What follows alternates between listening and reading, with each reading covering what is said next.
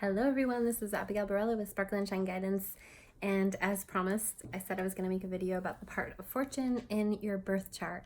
And the part of fortune in your birth chart is called a few different things. You may have heard of this before, you may have not. It's more something that the ancients used a lot and that we lost information about, and so it's definitely interesting to know where your part of fortune is.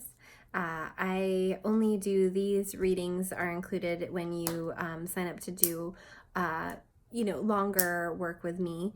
We look at your part of fortune. I call it the success point in your chart, and I do it as a recorded reading. So if you work with me in more of a transformative package, then it is included in there.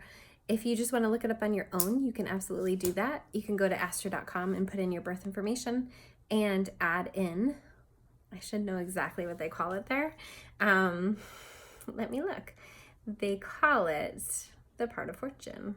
Actually, pars fortunae. They take it old school. And so why are these called the Arabic parts? Well, there's two different things. One is the part of fortune, one is the part of spirit. There's a bunch others that I'm sure that we've lost. They're calculation points. They aren't a planet, they aren't a placement on your chart. They're calculation points, and the part of fortune is a calculation between your sun, your moon, and your rising. And when you get to know someone and you know more about astrology, or you're interested in astrology, you'll tend to ask them if they know anything about astrology, what their sun, moon, and rising is. And so the part of fortune is a place in your chart where it's a culmination of that energy. It's really where that energy all comes together and hones in. And the idea is that it's kind of like your pot of gold at the end of a rainbow. And so it's where you have just ease in your talents, and you have things to share, and you have gains to be had there. Now, what's interesting about this is the type of gains that you want, or that you're conscious of wanting. We all have a different idea of what that is. So the part of fortune also is kind of like where we have awareness of where we want to have success. So for success, some people see success in financially, some people see success financially, or they see it with being in a successful relationship, or being in a successful situation with community. So success can mean a lot of different things. It's not just about money, right? So where do you want to have success? And is it just kind of a place where you have ease in finding that success?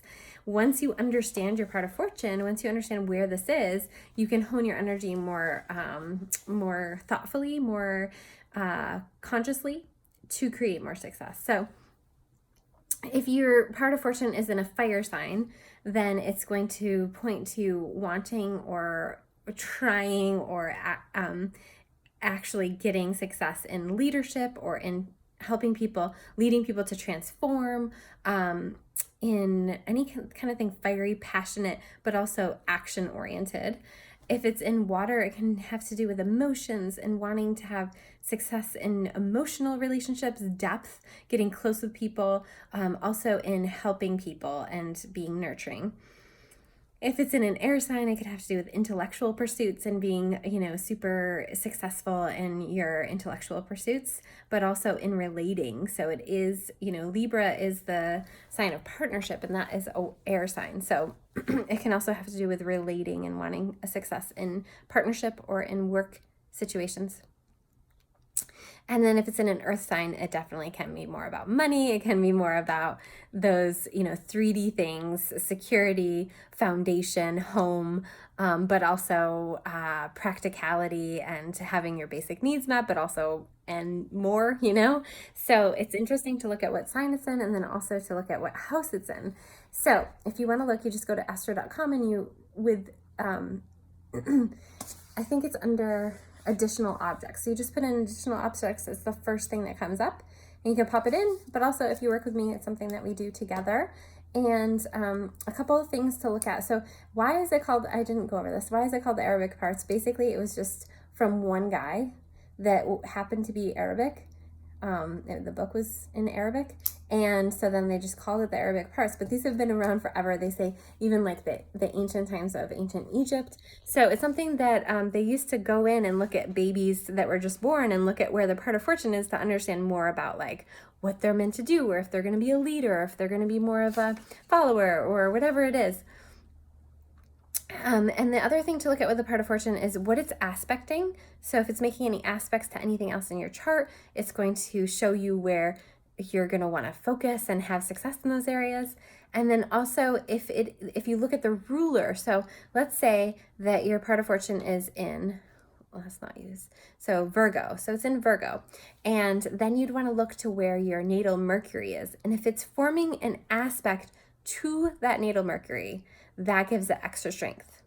The other thing that you want to look at is if your part of fortune conjuncts any other planets where it's at. So let's just say it's in the second house and it's conjunct your Venus. Well, then you're going to have more of an emphasis. It's going to have more strength, but it's also going to have a very Venusian quality to that pot of gold, toward that effortless talent that you have and that you're driven to have. It's something that is going to have to do with desire, with maybe style, because Venus is kind of styly, but also love and desire focused, the law of attraction focused. So it is an energetic culmination point. It's really helpful to know where this is in your chart. If you've been wanting to work with me, or you're just curious about working with me, myself, or Kristen at Sparkle and Shine Guidance, set up a free call through the link in my profile. I'm sorry, I have horrible allergies. And you can set up a free call and we can talk about different options for working together. Knowing your astrology and bringing awareness to your astrological birth chart just helps you to bring it to consciousness so that you know where your work is, but also so that you know where your talents are, more importantly, and your success. So if you're curious about that and you want to just really shine in 2019, reach out and we can set something up. Thank you.